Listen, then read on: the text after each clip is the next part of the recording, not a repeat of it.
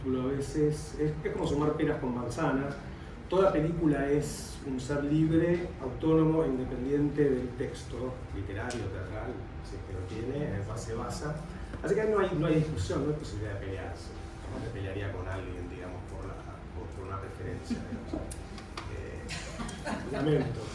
De hecho, la idea esta de, bueno, el libro es mejor que la película, o la película es mejor que el libro, es muy difícil de argumentar en algún punto. Dicho lo cual, la historia del cine está llena de muy buenos libros, cuyas adaptaciones cinematográficas son adefesios, y hay muchísimos ejemplos. Hay menos ejemplos de novelas o novelitas de bolsillo poco interesantes a nivel literario que se han transformado en grandes películas. Así que hay ejemplos de un lado y del otro. Estoy pensando, ahora se cumplen 50 años del estreno original de El Exorcista, que va a tener un relanzamiento en el Festival de Venecia, que es una de las grandes obras maestras del cine de los 70, basada en una novela básicamente sensacionalista y muy básica, digamos. A pesar de todos los efectos especiales, del vómito verde y demás, El Exorcista, la película, es muy sugestiva, es muy profunda en cuanto a los temas que toca, y la novela no llega ni a pisar de los talones en ese sentido. Así que bueno, digamos, esta suerte de introducción tiene que ver un poco con esta idea de que hay grandes libros, hay grandes películas y no necesariamente están relacionados el uno con el otro. De hecho, creo, y lo dicen muchos estudiosos de Shakespeare, no es mi caso, que dos de las más grandes adaptaciones de Shakespeare al cine son dos películas de Kurosawa que ni siquiera llevan los nombres de las obras en las cuales están basadas, ¿no? Me refiero a Ran y Trono de Sangre, Macbeth y Rey Lear. Traicionando el texto original, o traicionando al menos, siendo menos fieles literalmente al texto que se basa, las películas son mucho más fieles a un nivel mucho más profundo. Así que bueno, películas libres, textos libres, no sé si están de acuerdo. Quería más pelea. No, hay una cosa, sin embargo, y quizás es una mala lectura mía, pero me da la sensación que, por ejemplo, es mucho más fácil tolerar un cambio tan drástico cuando la obra sobre la que se basa una película es muy, muy antigua, que en el caso de algo que prácticamente es contemporáneo. Y digamos, en el caso de una novela de Claire Keegan, media una distancia de menos de 10 años entre la escritura del libro y la película. Y ahí es donde me hace un poco más de ruido a mí la consideración que estás haciendo. Sí, igual yo defiendo totalmente la libertad, es decir, tiene razón Claire cuando dice yo vendí los derechos y ya está. ¿Sí? Porque hay un gran mal, creo, del cine contemporáneo, de gran presupuesto, que no está tan ligado a la literatura, pero sea el cómic, que es lo que se llama el fan base, digamos, la idea de que una película tiene que cumplir con todas las expectativas que el lector de la obra original, en este caso historieta, espera de la película. Y eso atenta contra cualquier libertad creativa en términos cinematográficos. Es decir, si hay que cumplir cada detalle, el color de la camisa que tiene tal personaje en tal escena, eso atenta contra cualquier posibilidad creativa en términos narrativos. Entonces yo creo que el director de cine o la directora de cine debería tener total libertad a la hora de adaptar la novela, que es pasar de un medio a otro completamente distinto. Es como comentaba ella, es decir, hay cosas que son muy difíciles de expresar en términos cinematográficos y que a nivel literario es mucho más sencillo. A veces una imagen vale más que 1000 palabras y a veces se da lo contrario. Una palabra vale muchísimo más que 1000 imágenes. Yo creo que en el caso de Quiet Girl, que me parece un título interesante, ¿sí? Porque hablábamos de Tres Luces y Foster, porque Quiet es silenciosa, tranquila, quieta, estática, muchas cosas, y el personaje que se crea para la película es el mismo de la novela y al mismo tiempo no lo es. Hay muchos detalles en la criatura cinematográfica que no están en el libro y viceversa, como bien comentaban. Yo creo que es un caso muy difícil, me parece que es un gran logro de casting el de la película. Sí. Es un caso en el cual la elección, una mala elección de la actriz que interpreta el personaje hubiera quedado por la borda cualquier otro esfuerzo. Y por supuesto está la dirección actoral y la escritura del guión, pero el casting creo que en esta película es fundamental, y el personaje de la película creo que es tan complejo como el de la novela, de una manera a veces similar y a veces muy, muy diferente. Creo que sin ese personaje la película hubiera sido un fracaso. Estoy de acuerdo en que el personaje del padre es un poco demasiado desagradable. Hay otros elementos que en la película funcionan y otros que no. Tampoco voy a defender el cine a rajatabla porque soy crítico cinematográfico. Hay un momento cerca del final, que es cuando ella, no voy a leerlo, pero cerca del final, antes del, perdón, si spoileo, pero imagino que todos leyeron la novela y o vieron la película. Hay un momento cerca del final en el cual, cuando ella ya está corriendo, en el cual el texto, muy brevemente, porque si hay algo que tiene de muy interesante la escritura de Claire Keegan es la economía. Es muy concisa y al mismo tiempo muy poética, lo cual es algo muy difícil de lograr. Y el relato en primera persona hace una especie de raconto muy veloz de algunas instancias de esa estadía en la casa de los padres putativos. Eso en la película se transforma en una serie de flashbacks muy burdos y muy obvios. Sí, total. ¿Sí? Ahí tienen, para mí eso es un muy buen ejemplo de algo que funciona muy bien en el texto y no funciona también en la película. Porque es, insisto, una serie de flashbacks muy básicos que David Ward Griffith hace más de 100 años yo lo hacía a veces de una manera más inteligente. Otro momento que no me gustó de la película es justamente el momento en el cual parece que ella está a punto de ahogarse. En el texto esto es algo muy general, se describe de una manera muy general y en la película está jugado al suspenso, ¿no? Hay un montaje paralelo y uno espera, ¡ay, se habrá ahogado! Es otra instancia de la película que no me terminó de cerrar. Dicho lo cual, la película me parece muy emocionante, muy emotiva. Es una historia que en términos cinematográficos está muy al límite de caer en la sensiblería y la película nunca lo hace, lo cual es un gran logro. Y también defiendo la elección del gaélico. Creo que es algo que funciona de alguna manera, aunque a la autora de la novela no le haya interesado. Me parece que le da una cercanía a los personajes, una intimidad que el idioma inglés quizás no les hubiera dado de la misma manera. No sé qué pensás al respecto. El libro está escrito en inglés. Está escrito en inglés y los personajes tienen nombres ingleses, no tienen nombres irlandeses. Mi sensación es que, bueno, quizás sea interesante conocer el punto de vista de Sara, pero el irlandés es una lengua que forma parte de las dos lenguas oficiales de Irlanda, pero la habla solamente, digamos, desde el punto de vista materno, como lengua materna, menos del 10% de la población. Todo el mundo la conoce porque en la escuela la tienen que aprender. Hay una literatura también que existe en gaélico. Todos los documentos oficiales van en inglés y en gaélico, gracias a lo cual muchos amigos míos, escritores, viven muy bien en Irlanda, traduciendo esos documentos del inglés al gaélico y viceversa.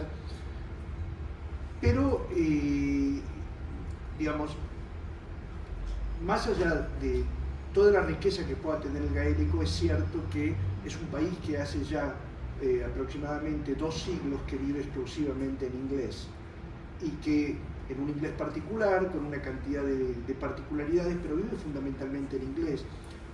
Les voy a dar un ejemplo de el tipo de cosa escandalosa que puede llegar a pasar con eso. En Irlanda, normalmente cuando se habla de los grandes escritores, se habla siempre de Joyce y de Beckett, y bueno, antes de Yeats, etc.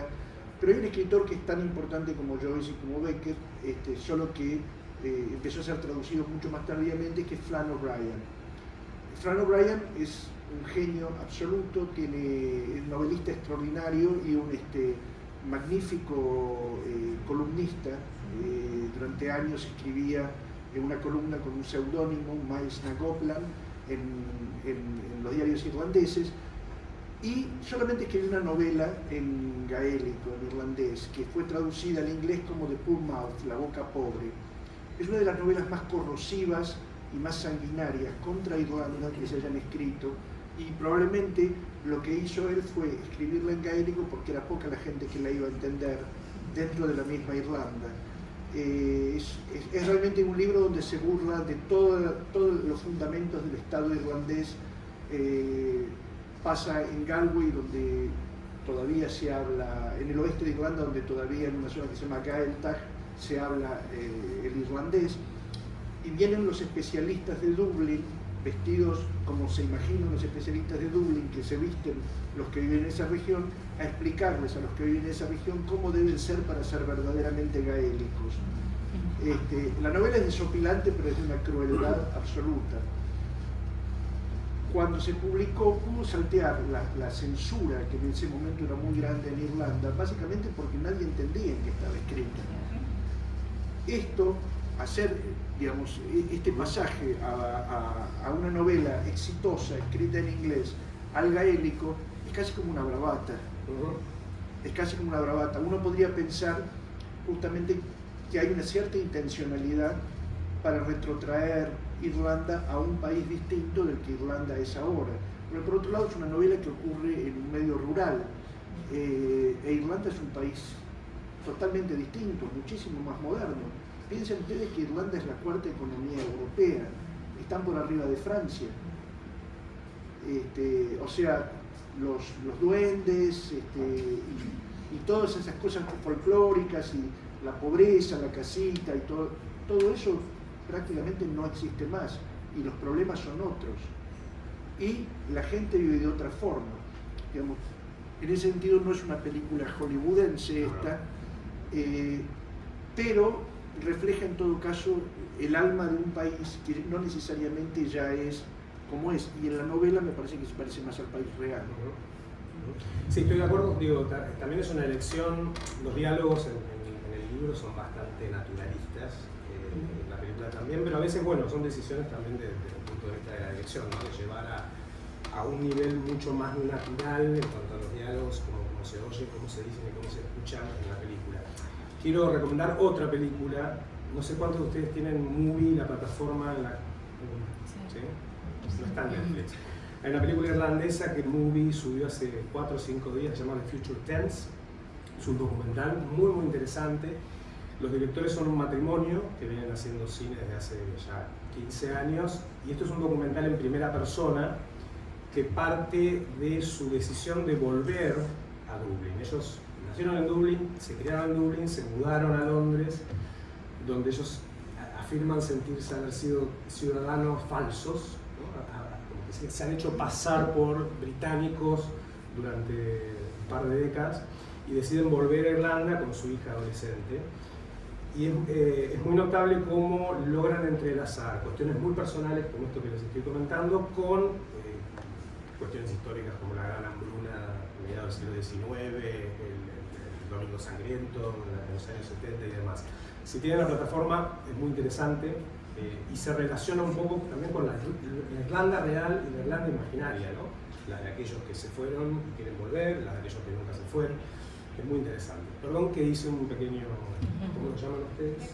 ¿Nota al pie? The Future Tense, o sea, tiempo futuro, que se refiere obviamente al tiempo.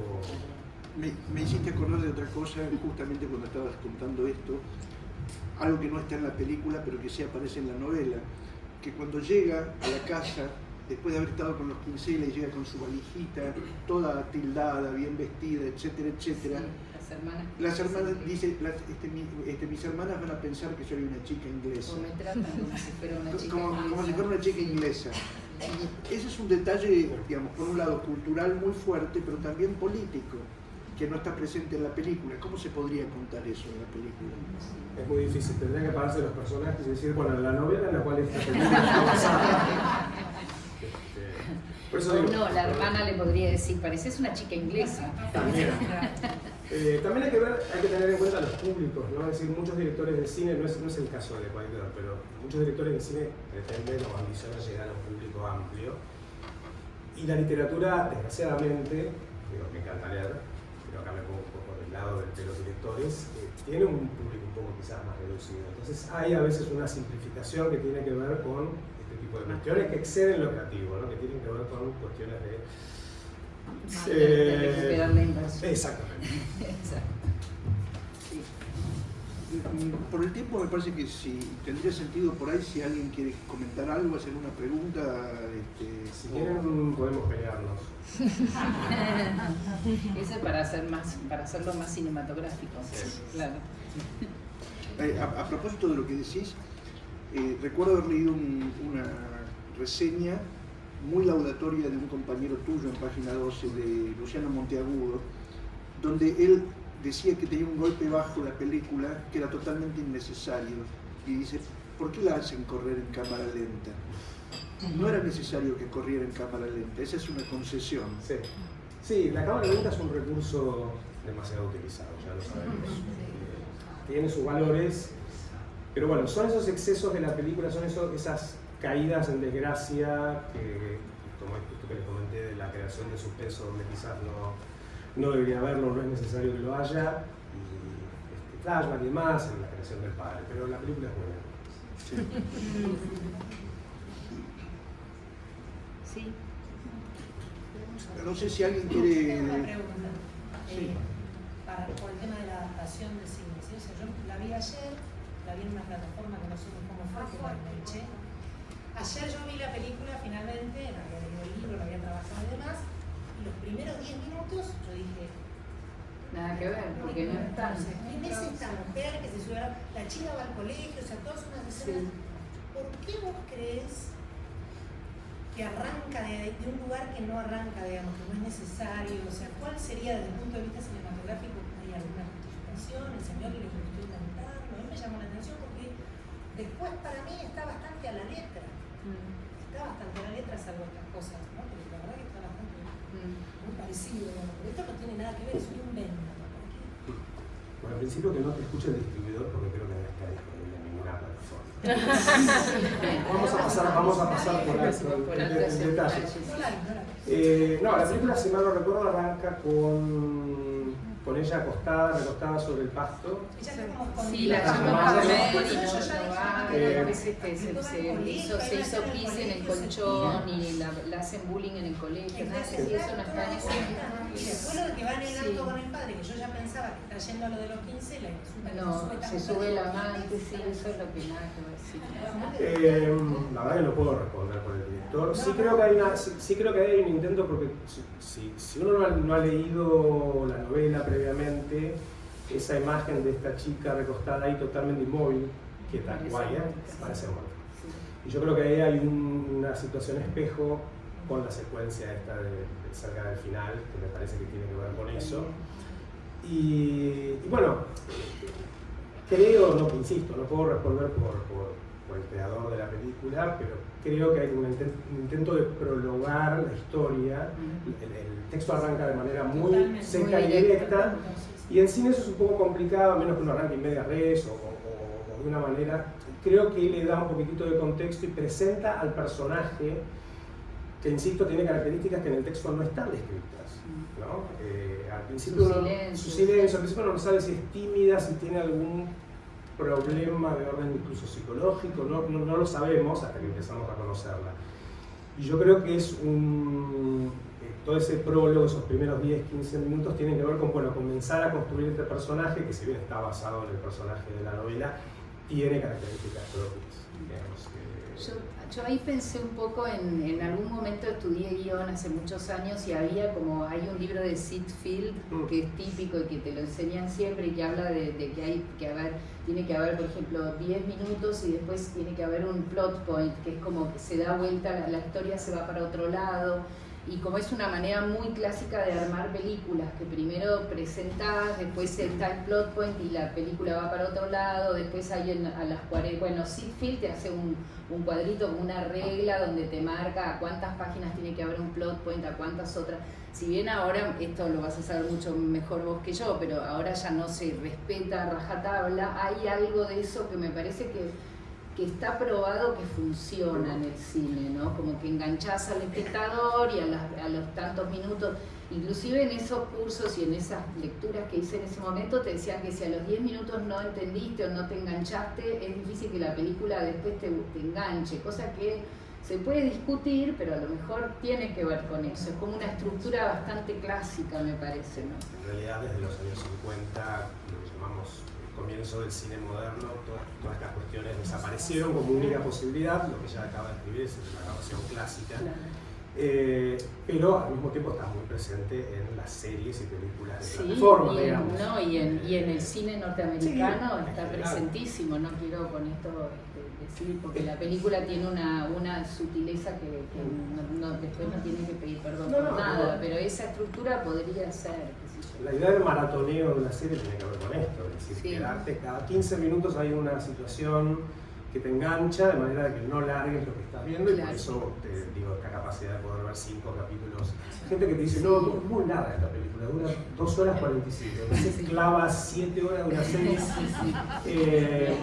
The Quiet Girl no es una película extremadamente, no está aferrada a este concepto de narración tan temático, pero al mismo tiempo es relativamente clásica en la descripción, digamos, con su comienzo, luego desenlace, sus escenas entrelazadas. Es lo que nosotros solemos llamar cine, en el buen sentido, no es algo despectivo, es cine festivalero, es decir, está a mitad de camino entre un cine un poco más personal, experimental en algún punto, y el cine más clásico.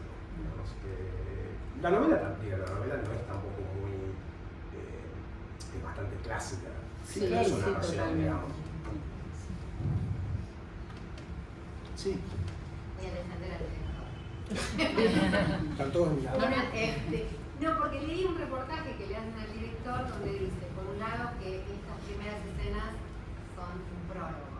Son un prólogo para introducir al personaje, para que no empiece, como decimos, sin media res. Por otro lado, el tema del idioma también lo explica el director, que tiene que ver con algo de reflotar el idioma irlandés, gaélico. Tal vez ahí hay una cuestión económica, que haya un grupo de cineastas que refloten el idioma. Y la otra cosa es que el padre infiel es un padre que aparece en otro cuento de Claire Keegan, que está en Antártida, que es el de Hombres y Mujeres, por supuesto, se lo sabes de memoria. Que esa escena es tal cual ese otro cuento. Entonces, lo que yo pensé cuando lo vi es, bueno, no es que lo sacó de ningún lado, sino que lo sacó del universo de Claire Keegan, o sea, la familia rural. Ese último argumento es simpático. La misma escena del marido infiel, la nena, porque también hay una nena que presencia las infidelidades del padre en un universo rural, y un padre muy desagradable de Hombres y Mujeres. Y yo creo que ahí el director usó estos dos hombres.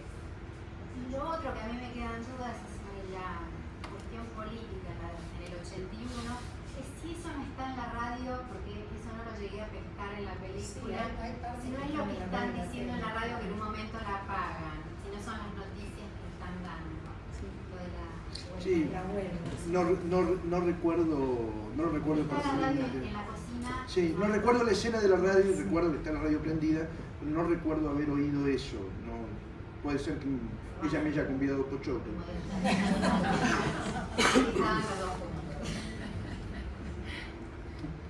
Respecto de eso me acordé de algo que decía Roger Corman, que está vivo todavía, que era un director que podía hacer una película con 10 pesos, tener 100.000 de ganancia y de paso hacer una buena película. Él hizo toda una serie de adaptaciones de cuentos de Poe en los años 60, muy buenas, la gran mayoría de ellas con Vincent Price. Y hay una de esas películas, cuentos de terror, que son 3 historias, y una de ellas, creo que la del medio, es El gato negro. Pero no es El gato negro, es El tonel de amontillado. Le preguntaron, ¿por qué le pusiste El gato negro? Si porque El gato negro vende mucho más que El tonel. Claro.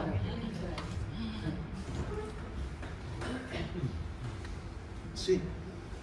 Una cosita nada más, Jorge, haciéndote un poco, valiéndome de lo que vos dijiste, preguntaste y tiraste y nadie respondió. Acá todos los que hemos leído la obra y los que han visto la obra, digamos, yo no la he visto todavía la película, quizás nos interese saber si es que pudo leerla o ver la película a la propia Sara, que es la única que, digamos, tiene origen irlandés, entre los presentes creo, y saber su opinión. Perdón, no entendí. ¿Mi opinión sobre qué? ¿Sobre el libro? Sí. No. Las dos cosas. Los dos. Las dos, sí. No hace falta. Bueno. Me encantan los dos, sí, son diferentes. Para mí los dos me fueron emocionantes, pero para mí soy una persona más visual, no sé si puede ser, que me ayudó a imaginar cómo pasó con la película. Y no me pasa nada que había diferencias, eso es algo de creative license, digamos, ¿no? Sí. Para mí me encantó. Y los dos. Sí, no, insisto con la idea de que la idea de la adaptación literal es la peor idea posible, digamos. O sea, nunca, en general no va a salir nada demasiado bueno de una cuestión excesivamente literal. Lo mismo pasa con las adaptaciones teatrales, ¿no? Cuanto más fiel es una película a la obra teatral en la cual se basa, más bien va a ser teatro filmado en el peor sentido de la palabra. Entonces, son medios distintos, insisto, y la libertad creativa lo es todo. Yo pensé en Las Horas, la película Las Horas, que era una adaptación que las dos era tal, el libro es maravilloso y la película es extraordinaria también y tiene por ahí estas cosas de diferencias. Están filmando la adaptación del Eternauta en formato de miniserie. Se viene el purista del Eternauta va a ser el primero que ponga el grito de cielo. ¿Trabaja Darín? Trabaja Darín, pero lo realmente loco es que el personaje está todo el tiempo, o casi todo el tiempo, con un casco. Así que no sé, probablemente usen un doble y Darín aparezca. Pero Darín va a ser de Kirchner. Ya dijeron que la foto era sobre nieve y no hay. Ya empezó ahí el problema. problema. El primer cuadro. Yo tengo una pregunta. Sí.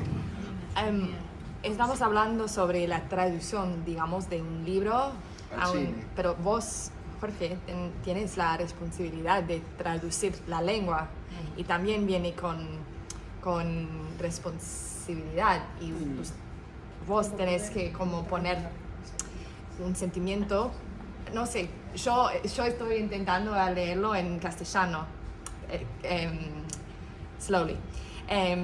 Pero vos, no sé si alguien acá ha leído los dos para ver si hay diferencia. No sé, es un tema de la traducción entre lenguas. Porque Es un tema central, porque aparte, digamos, una cosa que en líneas generales yo siempre digo es esta: cuando uno traduce, el 50% del problema es la lengua. Pero uno no solamente traduce la lengua, uno traduce una cultura. Claro. Y la cultura tiene una cantidad de matices y de sutilezas que, en definitiva, no siempre se puede reponer de manera, digamos, nuevamente sería como en el cine, nunca se puede reponer 100%, es otra cosa. Esto va desde referencias que sean históricas o culturales muy concretas, a cuestiones que tengan que ver con usos y costumbres o cuestiones que sean netamente idiomáticas. O sea, lo que uno tiene que hacer es buscar una correlación con algo que esté presente en nuestra lengua, pero a su vez que esté presente también en nuestra cultura, como para poder entender el dato de una cultura que no es la nuestra. En definitiva, cuando uno traduce más allá de las palabras, hay una cosa que es lo que no se está diciendo, que está ahí en primer lugar. Un dato que me parece muy importante: Irlanda tiene una desproporcionada cantidad de escritores francamente increíbles. Hay una frase muy famosa de Joyce, yo siempre la repito, que dice: los ingleses le dieron a la humanidad una descarga importante para sus tripas, y fue así como inventaron el inodoro. Mientras que los irlandeses, en la lengua del conquistador, tuvieron que adaptarla justamente para entregarle al mundo la literatura inglesa. Si ustedes se fijan en cualquier lista de escritores británicos, van a encontrar que la mitad son irlandeses. Hay una parte importante también de escoceses y de galeses, y una parte más chiquita de ingleses. El punto es que en el caso particular de Irlanda, los irlandeses aprendieron a ser traductores durante muchísimo tiempo, no solamente de otras lenguas, sino también de la propia lengua de su país. Nota al pie. En 1601 hubo una batalla, la batalla de Kinsale, en el sur de Irlanda, con la cual una coalición de grupos irlandeses cayó ante las tropas británicas. Cuando pasó eso se terminó la cultura gaélica y hubo una serie de leyes cada vez más fuertes que fueron desde prohibir no solamente la religión, el vestuario, el peinado, etcétera, etcétera, sino también la lengua.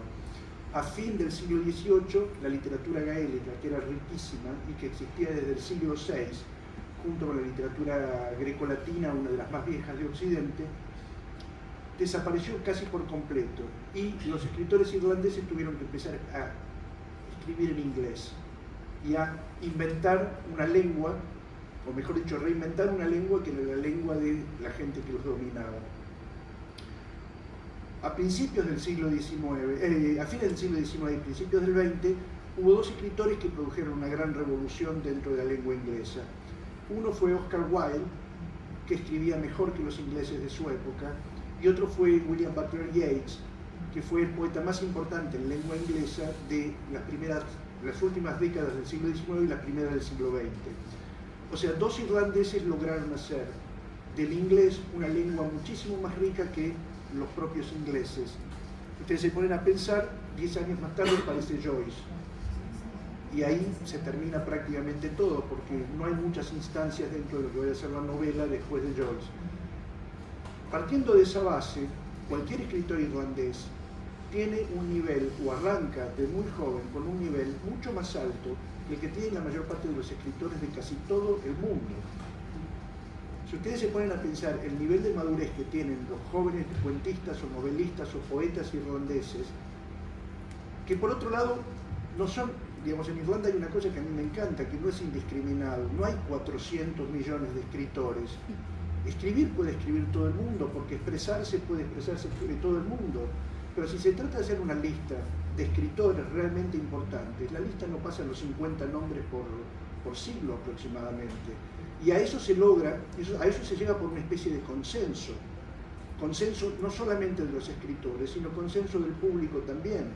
Entonces, una antología de poesía irlandesa no tiene como una antología de poesía argentina 1500 nombres, tiene 40, 50 nombres y con eso se cubre un siglo. Y esos nombres son muy, muy importantes. Con la narrativa pasa exactamente lo mismo. En este momento hay una especie de nuevo boom irlandés, fundamentalmente planteado a partir de una cosa muy particular. Como en todo el mundo, las mujeres están en primera fila. Pero acá no son las jovencitas que en última instancia las editoriales tratan de adiestrar para que escriban sobre sus problemas hormonales y ese tipo de cuestiones. Acá suelen ser mujeres de 50 años que a partir de esa edad publican su primer libro. Vale decir, gente muy madura, gente que en última instancia trabajó mucho, hizo muchísimos ejercicios para llegar a ese primer libro con un nivel de madurez absolutamente increíble. En este momento hay un super bestseller, un mega bestseller, una mujer que se llama Louise Kennedy, que esta mujer tiene 54 años, hasta los 50 años fue chef, se enfermó de cáncer y decidió cambiar de vida y se hizo escritora. Publicó un primer libro de cuentos con el que tuvo un éxito increíble, ganó todos los premios, y publicó una novela que, si ustedes van por Gran Bretaña, por Irlanda, incluso por los Estados Unidos, ven en pilas, y no es una novela que es un bestseller de los bestsellers comerciales, es una novela artística que es un bestseller. En síntesis, que de pronto haya surgido una escritora como Claire Keegan en Irlanda, tiene muchísimo que ver con que antes de ella hubo un escritor como John McGahern, y antes de John McGahern hubo un escritor como, y así podemos ir haciendo la lista. Hay una ultra conciencia del lenguaje, un nivel de profesionalismo enorme y, por supuesto, ningún tipo de condescendencia para considerar que expresarse es suficiente para escribir un libro.